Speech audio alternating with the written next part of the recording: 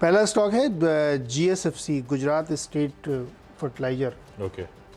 तो इनके रेवेन्यू 2% गिरा है, एबिटा इनका 18% बढ़ा है, मार्जिन इनके जो है 2% 2.5% करीब 3% बढ़ गए हैं, और प्रॉफिट भी बढ़ा है। तो नंबर यहाँ पे ठीक लग रहे हैं, इसलिए मुझे लगता है कि इसमें ध्यान दिया जा सकता है, ग्रीन में ट्रेड हो सकता है। और वैसे भी चूँकि सरकारी कंपनियां हैं और इनको बहुत ज़्यादा सपोर्ट गवर्नमेंट की तरफ से मिलता रहता है, तो इसलिए इनको जो है बहुत ज़्यादा दिक्कत होती नहीं माल बेचने में, रादर की इनपुट कॉस्ट उनकी बहुत बढ़ के आई हुई है।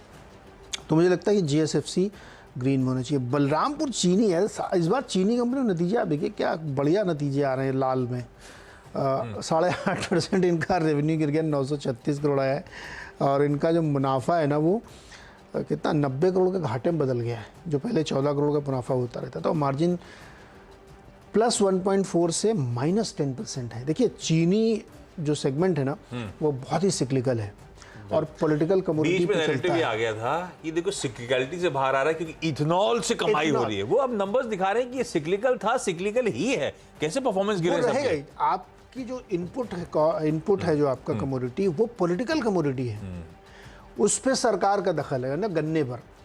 प्लस सरकार दाम तय कर रही है, इथेनॉल का दाम सरकार तय करेगी, चीनी का दाम सरकार तय करेगी, चीनी का एक्सपोर्ट सरकार तय करेगी। तो आपके हाथ में है क्या? आपके हाथ में किसानों को पैसा देना है खाली। तो उससे क्या हो, तो बहुत दिक्कत हुई, और ये सिक्लिकलिटी अब दिख रही है इसमें। तो जो स्टॉक्स में एक बड़ी रैली बनी थी, अब वो धीरे धीरे कमज़ोर हो रही है। पता नहीं, मतलब ये बहुत ही न्यूज़ ड्रिवन काउंटर हो गया, इसलिए आप देखिए सारी चीनी कंपनियों के नतीजे एक जैसे आ रहे हैं, और इसमें काफ़ी आया, हालांकि इन्होंने बाईबैक वगैरह कुछ शायद अनाउंस करने की बात चल रही थी, देखते क्या होता है उसमें। लेकिन बलरामपुर चीनी के नतीजे कमज़ोर है, इसको ध्यान रखिए। टाटा मोटर्स आपने लिया है, तो उनका जो छोटा भाई है DVR, वो हमने ले लिया है। कहानी पूरी विस्तार से यजमान जी ने समझाई है।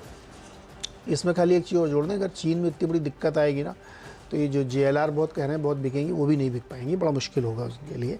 बाकी नंबर्स डिटेल में हर्षदा ने भी समझाया और राशिद ने समझाया। तो DVR भी हमें रेड, अच्छा ये चला भी बहुत था, DVR ने आउट परफॉर्म करा था। ये क्यों चला था? क्योंकि भाई रैशनल तो नहीं, तो डिस्काउंटिंग ज्यादा हो गई थी, तो मैच कर टाटा मोटर्स DVR अब कभी भी 60% डिस्काउंट पे चले जाता है अपने ऑर्डिनरी शेयर से, कभी और स्क्वीज होकर 30% डिस्काउंट पे आता है।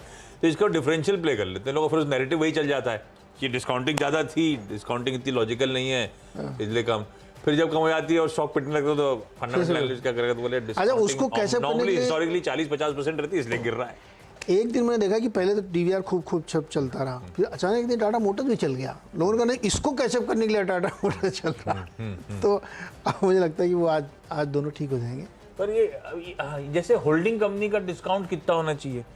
90% तक चले जाता है अपनी इंट्रिंसिक वैल्यू के, कई बार फिर कॉन्ट्रैक्ट होता है। तो ये बाजार गैस एस्टिमेट करता रहता है। DVR का डिफरेंशियल इतना होना चाहिए कि हमें और आप में कोई एक्टिवली वोट करना चाहिए, सबको करते हैं क्या? तो उस ये वोटिंग राइट का ही तो मैं ऑर्डिनरी शेयर में फायदा उठा रहा हूँ।